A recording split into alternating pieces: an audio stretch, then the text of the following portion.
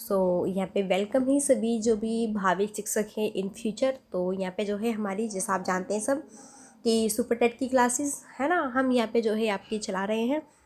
और पहले हम थ्योरी पढ़ाएंगे बिल्कुल स्टार्टिंग से, और बाद में फिर लास्ट में सारे एमसीक्यूज क्वेश्चन कराएंगे और वन चैप्टर यहाँ पे कंप्लीट करेंगे। फिर बाद में इन सबके एमसीक्यूज क्वेश्चन करेंगे।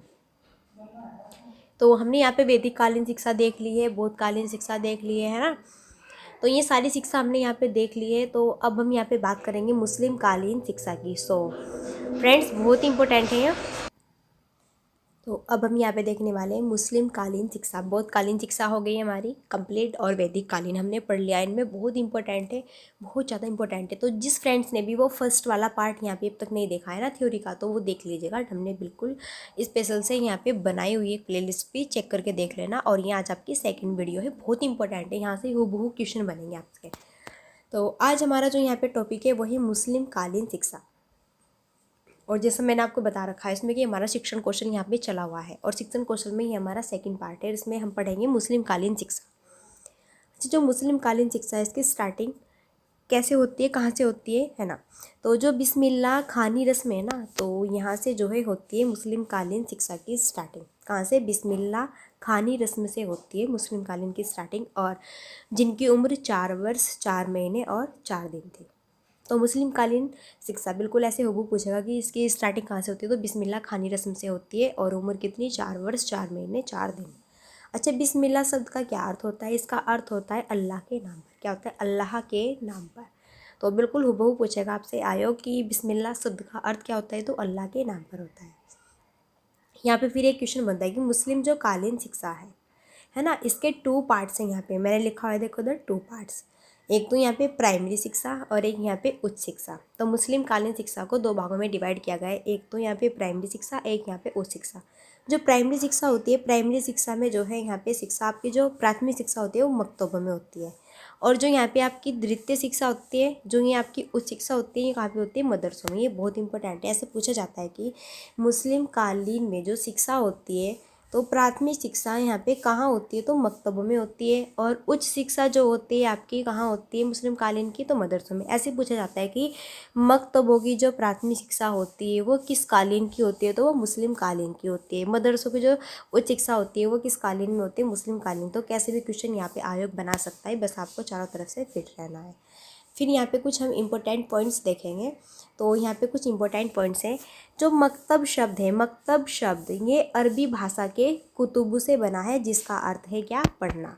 तो देखो जो यहाँ पे ये मकतब शब्द है ना, मकतब, तो मकतब शब्द का अर्थ है अरबी भाषा के कुतुब, और ये अरबी भाषा के कुतुब से बना है, जिसका अर्थ होता है पढ़ना। फिर ये पे मदरसा शब्द, ये भी अरबी भाषा के ये दरस शब्द से निकला है, और जिसका अर्थ होता है भाषण देना। इधर तो मकतब शब्द ये अरबी भाषा का, ठीक है, और ये कुतुब से बना है, जिसका अर्थ होता है पढ़ना। और इधर मदरसा शब्द ये भी अरबी भाषा के, ये निकला है दरस शब्द से और ये कुतुब से। तो इसका यहाँ पे अर्थ होता है भाषण देना। ये आपको याद रखना है। फिर अरबी भाषा के बाद फारसी भाषा भी आई। हाँ, इसमें जो मुस्लिम काल है ना, इसमें अरबी भाषा तो आई, साथ साथ में फारसी भाषा भी आई, है ना। ये भी देख लेना है, याद रखना है। फिर इसमें अच्छा जो है शिक्षा कैसी थी? निःशुल्क थी। मुस्लिम कालीन शिक्षा में मकतब व मदरसों का निर्माण कराया, इसलिए शिक्षा पर राज्य की पकड़ नियंत्रण मजबूत हो गया था।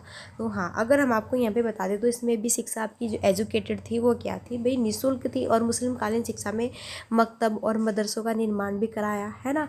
जिसे मैंने बताया कि मकतब में तो आपकी प्राइमरी लेवल की शिक्षा होती है मुस्लिम कालीन वालों की, और मदरसों में होती है इनकी उच्च शिक्षा, है ना। तो इसलिए यहाँ पे शिक्षा पर राज्य की जो पकड़ नियंत्रण है वो भी काफ़ी स्ट्रॉन्ग यहाँ पे हो गई। लेकिन जो आपका बौद्धकालीन और वेदकालीन था, बौद्धकालीन में तो गुरुकुल था, है ना, ऐसे उधर, लेकिन उधर नहीं था आपका वेदकालीन की साइड में, है ना, राज्यों पर पकड़ ज़्यादा।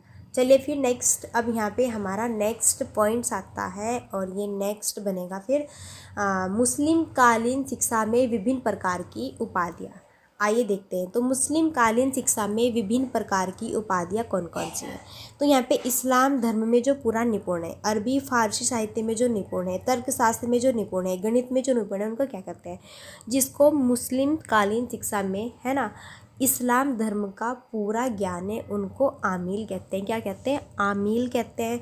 जिसको अरबी फ़ारसी साहित्य में पूरा ज्ञान है उसको काबिल कहते हैं। जिसको तर्क शास्त्र में यानी कि जो यहाँ पे रीजनिंग होते हैं ना, है ना, इसमें पूरा ज्ञान है उसको फाजिल कहते हैं। और जिनको गणित में पूरा ज्ञान है उसको रियाजी कहते हैं। तो ये पॉइंट्स आपको याद रखने हैं, ये बड़े इंपॉर्टेंट हैं। ये हूबहू आपके पूछे जाते हैं कि जो इस्लाम धर्म में पूरा निपुण है ना, उसे क्या कहते हैं? तो उसको आमिल कहते हैं। फ़ारसी अरबी साहित्य में जो पूरा निपुण है, जिसको पूरा ज्ञान है अरबी फ़ारसी का, उसको काबिल कहते हैं। जिसको तर्कशास्त्र का पूरा ज्ञान है उसको फाजिल कहते हैं। जिसको गणित में पूरा ज्ञान है उसको रियाजी कहते हैं। इसका स्क्रीनशॉट लीजिए और अपने पास में रखिए और फिर देखते रहिए, आपको ये याद हो जाएंगे। फिर यहाँ पे जो मुस्लिम कालीन शिक्षा है इसमें प्राथमिक स्तर पर पाठ्यचर्या करेंगे, किस टाइप्स की है, कैसी है, क्या नहीं है। ओके, तो इसमें जो है शेरदादे की पुस्तक है आपकी, जो प्राथमिक लेवल में है ना, जो प्राथमिक शिक्षा है इसमें शेरदादे की पुस्तक होती है और गुलिस्ता बोस्ता, ठीक है, ये पढ़ाई जाती है। कुरान शरीफ पर रट्टा लगवाया जाता है। लेखन सामान्य, गणित, अर्जिन, बीसी सिखाया, ये सब कुछ जाता है। पूछा जाएगा कि प्राथमिक स्तर पर जो है मुस्लिम कालीन शिक्षा का क्या स्तर होता है, तो यहाँ पे शेरदादे की पुस्तक होती है, गुलिस्ता बोस्ता ये पढ़ाई जाती है। कुरान शरीफ पर पूरा रट्टा लगवाया जाता है ना। लेखन सामान्य, कहीं कहीं पे मैथमेटिक्स, अर्जिन, बीसी, है ना, ये भी सिखाया जाता है। नेक्स्ट फिर यहाँ पे उच्च स्तर पर पाठ्यचर्या, इसमें पारलौकिक एवं लौकिक, ये 2 टाइप्स की है। उच्च स्तर पर जो पाठ्यचर्या है 2 टाइप्स की, एक तो पारलौकिक है और एक आपके यहाँ पर लौकिक है। तो मुस्लिम कालीन शिक्षा में स्त्री की जो शिक्षा है वो बेहतर नहीं थी, लेकिन धनी एवं राज परिवार के लोग अपने घर की औरतों की शिक्षा के लिए निजी मौलवी नियुक्त करते थे। देखो जो उच्च शिक्षा यहाँ पे है ना, ये 2 टाइप्स के, तो पारलौकिक और एक लौकिक, है ना। तो इसमें जो है ना, जो भाई काफ़ी उच्च स्तर के थे मोमदन, है ना, तो वो तो अपनी जो है यहाँ पे अपने बंदों को पढ़ने के लिए बाहर भेज देते थे। लेकिन जिसके, है ना, जो नहीं जा पाता था और जो अपनी यहाँ पे वुमेंस को नहीं बेचता था, औरतों को बहुत कम बेचते हैं ना, तो वो अपने घर पे ही, जो काफ़ी धनी बंदे होते थे, तो वो अपने घर पे ही बुलवाकर मौलवी को वो शिक्षा ग्रहण करवाते थे। ओके, मुस्लिम कालीन शिक्षा में मेधावी छात्रों के लिए निःशुल्क भोजन, वस्त्र, छात्रावास की व्यवस्था की गई। तो जो ये मुस्लिम कालीन शिक्षा है ना, इसमें मेधावी जो छात्र होते हैं, जो काफ़ी प्रतिभाशाली या फिर जो पढ़ने वाले बच्चे हैं ना, उन सब के लिए निःशुल्क भोजन, वस्त्र, छात्रावास, इन सब की भी व्यवस्था थी। अब फिर नेक्स्ट हमारा यहाँ पॉइंट आता है, नेक्स्ट फिर आता है 1 मिनट, हाँ अब सही है। नेक्स्ट है ब्रिटिश काल में शिक्षा। अब मुस्लिम कालीन शिक्षा तो हमारी फिनिश हुई। तो मुस्लिम कालीन शिक्षा जो प्राथमिक लेवल में दी जाती है उसको क्या कहते हैं? हम मकतब कहते हैं। जो उच्च शिक्षा हम मतलब उच्च प्राथमिक, जो प्राथमिक विद्यालय वाले होते हैं उसको तो हम कहाँ पे देते हैं? ये मकतबों में। और जो ये उच्च शिक्षा लेनी होती है वो कहाँ पे? मदरसों में दी जाती है। इनका क्या अर्थ होता है, इनका अर्थ कहाँ से लिया गया है, किस भाषा से लिया गया है, ये हमने सब कुछ आपको बता दिया है। फिर ब्रिटिश काल में शिक्षा, इसकी बात करते हैं। भारत में सबसे पहले डच मिशनरियों ने शिक्षा पर कार्य शुरू किया था। तो भारत ने सबसे पहले कहाँ पर शुरू किया था? डच मिशनरियों ने शिक्षा पर कार्य शुरू किया। विलियम कैरी वार्ड मर्शगेन को श्रीरामपुर त्रिमूर्ति के नाम से जाना जाता है, जो कि ईसाई के धर्म प्रचारक थे। जो इंपॉर्टेंट है वो बताऊंगी। तो ब्रिटिश काल में शिक्षा, ये सबसे पहले डच मिशनरी है ना, इन्होंने स्टार्ट किया था। और भारत में आधुनिक शिक्षा का जनक किसको कहते हैं? चार्ल्स ग्रांट को माना जाता है। हूबहू ऐसे क्वेश्चन पुटअप किया जाएगी, भारत में आधुनिक शिक्षा का जनक कौन है? वो है चार्ल्स ग्रांट। अच्छा, जो चार्ल्स ग्रांट है, चार्ल्स ग्रांट ने भारत में अंग्रेजी शिक्षा के प्रचार प्रसार के लिए पंचसूत्री कार्यक्रम भी तैयार किया। तो चार्ल्स ग्रांट ने भारत में अंग्रेजी शिक्षा के प्रचार प्रसार के लिए क्या तैयार किया? पंचसूत्री। अगर पूछे कि पंचसूत्री किसने तैयार किया, तो चार्ल्स ग्रांट ने। अगर पूछे कि भारत में अंग्रेजी शिक्षा के प्रचार प्रसार के लिए पंचसूत्री कार्यक्रम तैयार किया, किसने किया? चार्ल्स ग्रांट ने। इंपॉर्टेंट पॉइंट से देख लेना। फिर नेक्स्ट है 1781 में वॉरेन हेस्टिंग्स के द्वारा कलकत्ता मदरसा की स्थापना की गई। अगर पूछे कि कलकत्ता मदरसा की स्थापना किसके द्वारा की गई, तो ये की गई वॉरेन हेस्टिंग्स से। कब? 1781 में। थोड़ा छोटा लिखा हुआ है, नेक्स्ट जो PDF आएगी ना उसमें काफ़ी बड़ा बड़ा लिखा हुआ है मैंने, ठीक है। नेक्स्ट है फिर 1791 में जोनाथन डंकन के द्वारा बनारस संस्कृत कॉलेज की स्थापना। फिर जोनाथन डंकन के द्वारा बनारस संस्कृत कॉलेज की स्थापना की गई 1791 में, याद रखना है। फिर 1800 में लॉर्ड वेलेस्ली द्वारा फोर्ट विलियम कॉलेज की स्थापना की गई। तो फोर्ट विलियम कॉलेज की स्थापना किसने की? लॉर्ड वेलेस्ली ने की। विलियम वैसे वेलेस्ली, ऐसे याद कर लेना, है ना। ये कब? 1800 में। फिर 1821 में पूना एक्ट आता है। पूना संस्कृत कॉलेज की स्थापना, ये जो है माउंट स्टुअर्ट एला फिस्टन के द्वारा की गई। तो 1821 में जो पुनः संस्कृत कॉलेज है ना, उसकी स्थापना माउंट स्टुअर्ट एला फिस्टन के अकॉर्डिंग की गई। ओके, ये पॉइंट्स याद रखना है, बहुत इंपॉर्टेंट है। चलिए फिर नेक्स्ट यहाँ पे अब हम देखते हैं। नेक्स्ट है 1813 का आज्ञा पत्र, वो भी फिनिश हुआ वहाँ पे। फिर देखते हैं 1813 का आज्ञा पत्र, ये क्या कहता है, इसमें क्या मेन पॉइंट्स हैं। तो इस आज्ञा पत्र में पहली बार भारतीय शिक्षा पर प्रचार प्रसार, भारतीय शिक्षा पर 1 लाख रुपये धनराशि आवंटित की गई। अगर पूछे कि 1 लाख रुपये धनराशि है ना किस आज्ञा पत्र में आवंटित की गई, तो 1813 का आज्ञा पत्र आता है, इसमें 1 लाख रुपये धनराशि आवंटित की गई। फर्स्ट टाइम, पहली बार भारतीय शिक्षा पर प्रचार प्रसार, भारतीय शिक्षा पर 1 लाख रुपये धनराशि आवंटित की गई। और ये 1813 का आज्ञा पत्र था, पूछा जाएगा वो ऐसे ही आयोग क्वेश्चन पुटअप करेगा आपसे। नेक्स्ट फिर यहाँ पे बनेगा आपका, यह धनराशि भारतीय साहित्य के प्रोत्साहन के लिए खर्च होगी। ये जो धनराशि 1 लाख है ना, इसमें भारतीय जो साहित्य के प्रोत्साहन के लिए खर्च होगी। और ये प्रावधान आज्ञा पत्र के धारा 43 में था। ये जो यहाँ पे प्रावधान लिखा गया है आज्ञा पत्र के धारा 43 में था। और इस आज्ञा पत्र में भारतीय विद्वान, भारतीय साहित्य का अर्थ स्पष्ट न होने के कारण प्राच्य पाश्चात्य विवाद का भी जन्म हुआ। अच्छा, जब यहाँ पे इस आज्ञा पत्र में जो भारतीय विद्वान, जो भारतीय साहित्य है, इन सब का अर्थ स्पष्ट न हुआ, तब यहाँ पे एक प्राच्य पाश्चात्य विवाद का जन्म हुआ। एक प्राच्य पाश्चात्य विवाद का जन्म हुआ, है ना। पहले तो यहाँ पे 1 लाख की धनराशि हुई, फिर वो धनराशि यहाँ पे किसके लिए खर्च की गई, जो भी यहाँ पे भारतीय साहित्य के प्रोत्साहन उनके लिए खर्च की गई। ये प्रावधान किस में है, 43 में है। फिर जब यहाँ पे इन भारतीय विद्वान, भारतीय साहित्य का अर्थ इसमें स्पष्ट न हुआ, फिर यहाँ पे प्राच्य पाश्चात्य विवाद का जन्म हुआ। ये प्राच्य पाश्चात्य क्या है, आगे आपको पता चल जाएगा। अब 1813 का तो एक्ट यहाँ पे फिनिश होता है। अब आता है यहाँ पे 1833 का आज्ञा पत्र। अब आता है 1833 का। 1813 वाला तो उसमें फिनिश हुआ, उसमें तो 1 लाख थी। अब इसमें देखो क्या हुई, इसमें शिक्षा की धनराशि बढ़ाकर 10 लाख कर दी गई। और पूछे कि 10 लाख जो यहाँ पे धनराशि है शिक्षा में बढ़ाकर कौन से आज्ञा पत्र में की गई, और 1833 में, इसमें 10 लाख कर दी गई। गवर्नर जनरल की काउंसिलिंग में एक कानून जोड़ा गया। पहला कानून सदस्य लॉर्ड मैकाले का था। तो गवर्नर जनरल की काउंसिलिंग में एक कानून जोड़ा गया। सबसे पहला जो कानून सदस्य था वो था लॉर्ड मैकाले का। ओके, तो ये भी याद रखना है। ये किस में आता है, आपका 1833 के आज्ञा पत्र में आता है। अब यहाँ पे स्टार्ट हो जाता है आपका मैकाले का वितरण पत्र। तो मैकाले साहब ये क्या कहते हैं, आइए इनके बारे में भी जानते हैं, देखते हैं ये क्या कह रहे हैं। ये सारी बातें हमारे प्रोसेस सब कुछ अपनी हमारे जो है ये एजुकेशन के प्रावधान के ऊपर चल रही है, इन सबका प्रोसेस। ठीक है, पहले वैदिक कालीन, फिर बौद्ध कालीन, फिर यहाँ पे मुस्लिम कालीन, फिर आज्ञा पत्र 1813 का आया, फिर आज्ञा पत्र 1833 का आया, है ना। उसमें मैकाले का प्रावधान रखा गया सब कुछ। अब यहाँ पे मैकाले का विवरण पत्र हम यहाँ पे देखते हैं ये क्या कहेगा। तो इसमें हम देखें, यहाँ पे बात करें तो ये जो है, पर मिनट, हाँ आप सही है, वो थोड़ा और कर लेते हैं इसको। अब ठीक है, तो यहाँ पे देखिए मैकाले का जो विवरण पत्र है, ये 10 जून 1834 को मैकाले भारत पहुँचा। अगर पूछे कि जो मैकाले है, लॉर्ड मैकाले, ये भारत कब पहुँचा, तो ये 10 जून 1834 को मैकाले भारत पहुंचा। तो मैकाले जो लॉर्ड मैकाले हैं, ये 10 जून 1834 को भारत पहुंचा। विलियम बेंटिंक प्राच्य पाश्चात्य विवाद से परेशान था। जो विलियम बेंटिंक थे ना, ये प्राच्य जो पाश्चात्य, उसका जन्म हुआ था 1833 में, तो ये इससे परेशान हो गया। फिर कानून में महारत रखने वाले मैकाले को उसने 1813 के आज्ञा पत्र की धारा संख्या 43 से उपजे विवाद को निपटाने की जिम्मेदारी दी। तो जो ये विलियम बेंटिंक है ना, ये इससे प्राच्य जो यहाँ पे पाश्चात्य विवाद है, इससे परेशान हो गया था। और फिर इसने यहाँ पे जो है, जो लॉर्ड मैकाले हैं, इन्होंने जो 1813 में है ना एक धारा थी, धारा संख्या 43 मैंने बताया था आपको, है ना। तो उसमें इन्होंने जो है इस विवाद को निपटाने की जिम्मेदारी थी। किसने, विलियम बेंटिंक ने। किसको दी, मैकाले को। अगर हुबहू आपसे आयोग ऐसे क्वेश्चन पुटअप करेगा कि विलियम बेंटिंक प्राच्य पाश्चात्य विवाद से परेशान हो जाए, तो उसने जो है अपने यहाँ पे, यानी कि इस कानून में महारत रखने वाले लॉर्ड मैकाले को, है ना, उसने जो है किसको जिम्मेदारी दी, लॉर्ड मैकाले को दी। है ना, किसके अकॉर्डिंग 1813 का जो आज्ञा पत्र की धारा संख्या 43 थी उसमें जो उपजन विवाद था उसको निपटाने की जिम्मेदारी दी। तो ये सब पॉइंट्स आपको देख लेना है।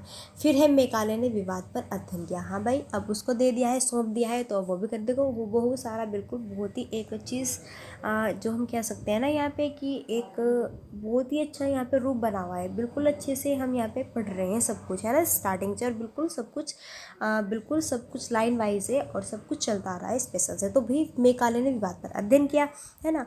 फिर 2 फरवरी 1835 में अपना हल किया विवरण पत्र विलियम बेंटिंक के पास पहुंचा। तो उसने इस पे जो है इन्होंने दिया था ना, जो विलियम बेंटिंक ने इसको ये पाश्य प्राशत्य वाला पत्र, तो इन्होंने फिर इस पर भाई विवाद, ये जो विवाद था इस पे इन्होंने अपना जो है यहाँ पे माइंड लगाए, देखा क्या कर सकते हैं, इसमें क्या होगा क्या नहीं होगा। तो फिर इन्होंने इस विवाद पर अध्ययन किया। फिर 2 फरवरी और 1835 का एक दिन आया, फिर इन्होंने अपना ही हल किया हुआ विवरण पत्र विलियम बेंटिंक के पास भेजा, है ना, कि लो ये मैंने कर दिया है। फिर अब बात आती है इस विवरण पत्र की। इसमें अंग्रेजी को भारत में शिक्षा का माध्यम बनाया जाए। इसमें जो ये विवरण पत्र है इसमें साफ साफ इन्होंने यहाँ पे सोल्यूशन करके भेजा कि जो अंग्रेजी है इसको भारत में शिक्षा का माध्यम बनाया जाए। किसने? लॉर्ड मेकाले ने, है ना, ये अपने विवरण पत्र में ये लिखा कि अंग्रेजी को भारत में शिक्षा का माध्यम बनाया जाए और भारत में अभी भी कोई राष्ट्रभाषा नहीं है। ये भी इन्होंने कहा है इस विवरण पत्र में कि भारत में अभी भी कोई राष्ट्रभाषा नहीं है ना। तो ये 2 बातें अगर पूछे कि अंग्रेजी को भारत में शिक्षा का माध्यम बनाया जाए, ये किसका प्रावधान था? तो लॉर्ड मेकाले का। ये इन्होंने किसमें दिया? अपने विवरण पत्र में दिया। वो कौन सा था? पाश्य पाश्चात्य वाला था। बहुत सिस्टमेटिक यहाँ पे चला हुआ है, अच्छे से देख लेना है बहुत अच्छे से। फिर नेक्स्ट यहाँ पे आता है छनाई छन्नीकरण अधोगामी निषेधन नीति का सिद्धांत। ये किसने दिया? Lord Macaulay. तो छनाई छन्नीकरण अधोगामी निषेधन नीति का सिद्धांत ये लॉर्ड मेकाले ने दिया। नोट करने वाली बात है, बहुत ही इम्पोर्टेंट है। विवरण प्रस्तुत करने के 1 महीने बाद 7 मार्च 1835 को विलियम बेंटिंक ने मेकाले के विवरण पत्र की ज़्यादातर सिफारिशों को मानते हुए स्वीकृति दे दी। जो विलियम बेंटिंक ने इनको ये यहाँ पे विवाद वाला पत्र दिया था, तो इन्होंने इस पे अपना जो है यहाँ पे सुझाव दिया, है ना।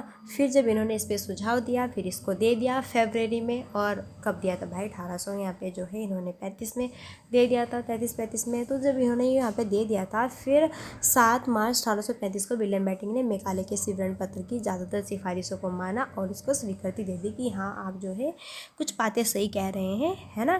तो फिर आइए यहाँ पे नेक्स्ट। अब देखो ये भी फिनिश हो गया, लॉर्ड मेकाले भी फिनिश हुआ। अब यहाँ बात आती है ऑकलैंड का घोषणा पत्र 1839। तो ऑकलैंड का घोषणा पत्र 1839 क्या कहता है? इसमें प्राच्य पाश्चात्य विवाद का अंत 26 वर्षों बाद ऑकलैंड के घोषणा पत्र के बाद हुआ। अगर आपसे पूछे कि जो ये प्राच्य पाश्चात्य विवाद है इसका अंत कितने वर्षों बाद हुआ? 26 वर्षों के बाद हुआ। कौन से घोषणा पत्र में? ऑकलैंड के घोषणा पत्र में हुआ।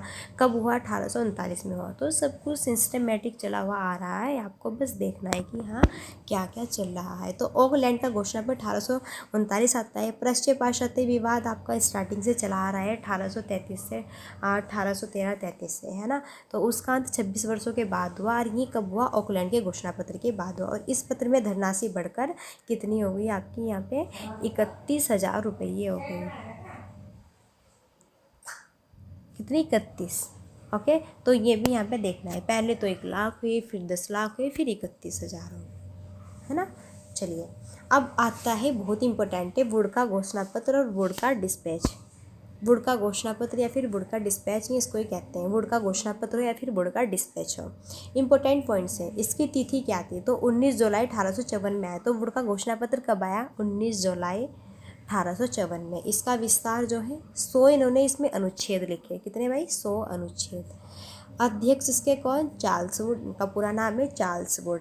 इनका और भी उपनाम है भारतीय शिक्षा का मैग्ना कार्टा परमादेश। इनको भारतीय शिक्षा का मैग्ना कार्टा परमादेश भी कहा जाता है। मैग्ना कार्टा वो होता है जो कि सारे प्रावधान देते हैं, जो कि सब कुछ सूचनाएं देते हैं, है ना। ये सब कुछ इन्होंने सब कुछ सिस्टमेटिकली सब कुछ सूचनाएं इसमें रख दी थी कि यही ऐसे ऐसे होगा। ओके, फिर यहाँ पे एक नोट आता है भारत में वुड कंपनी के बोर्ड ऑफ कंट्रोल के अध्यक्ष थे। जो ये वुड थे ना, चार्ल्स वुड, ये भारत में वुड कंपनी के बोर्ड ऑफ कंट्रोल के अध्यक्ष भी यहाँ पे रहे थे।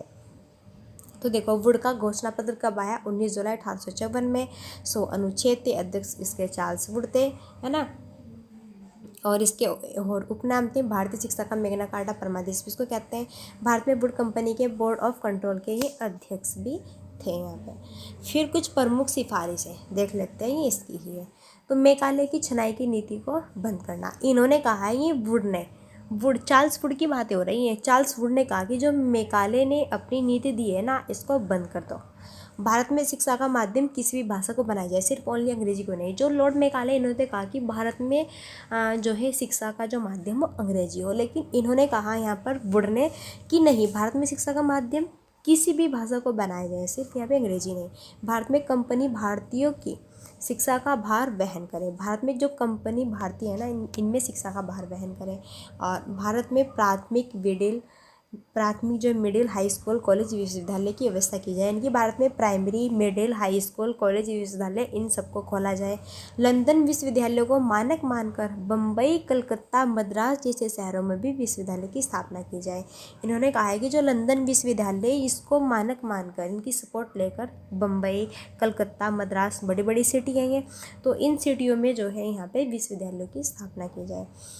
फिर फर्स्ट पॉइंट आता है प्राइमरी लेवल, प्राथमिक स्तर। इसमें ये जो आपका चार्ल्स वुड का यहाँ पे हमारा चल रहा है ना एक्ट, तो इसमें ये सारे पॉइंट्स आते हैं।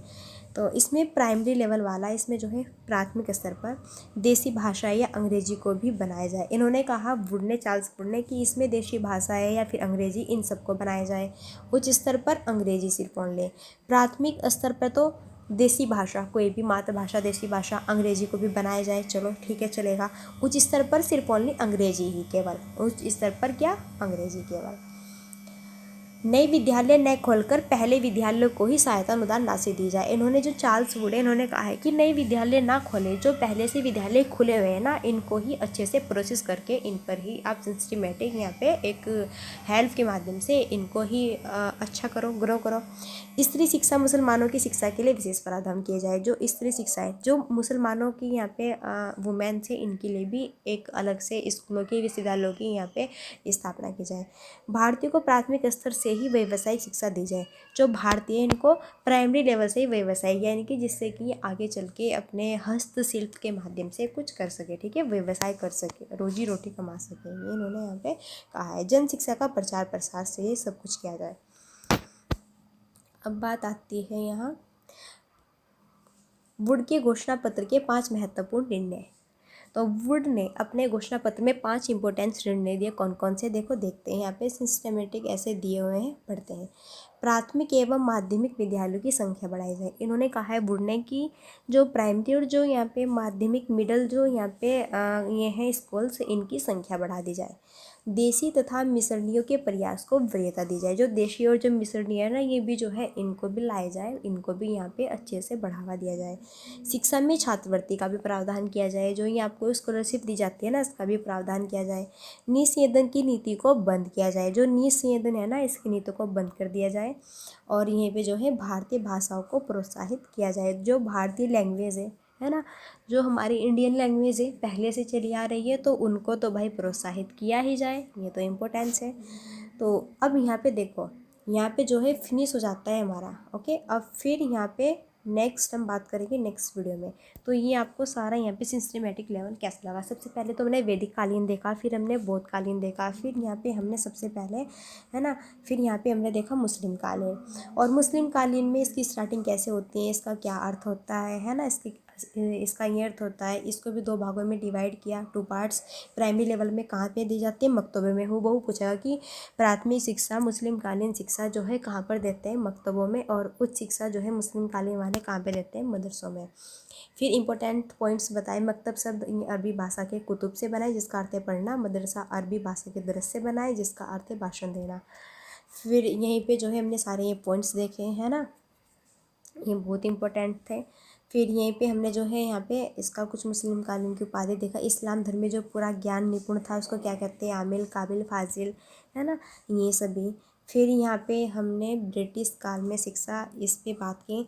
इसमें सबसे पहले डच मिशनरी आए थे, है ना। इसमें एक विलियम कैरी, वार्ड मर्शगेन, ये सब आए थे।